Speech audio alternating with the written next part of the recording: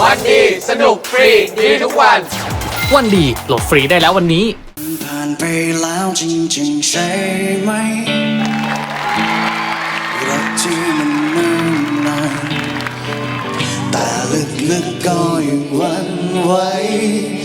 ยังฝันเหมือนยังรออยู่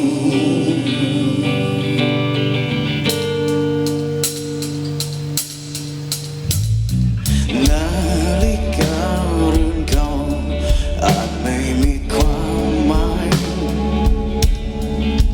แค่ผ่านพ้นไปอาจไม่สำคัญแต่นาฬิกาเรือนเก่ายังบอกเวลาฉันบอกว่าครั้งหนึ่งเราเคยรักกันความรักเมื่อวันวานความฝันที่เคยต้องการมองเข็มนาฬิกาอยู่เหมือนเดิม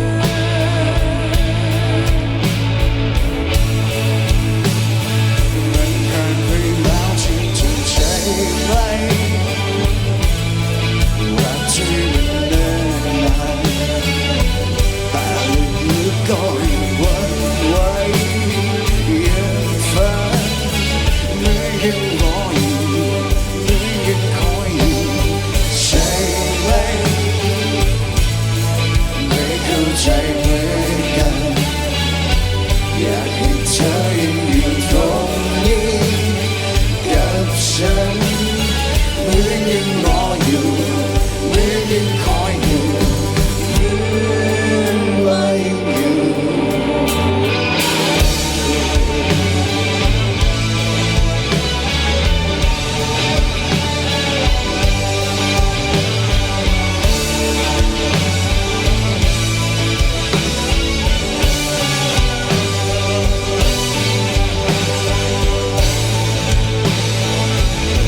เป็นแล้วจริงๆใช่ไหมรักที่มันเนิ่นนานแต่ลึกๆก็ยังหวั่นไหวยังฝัน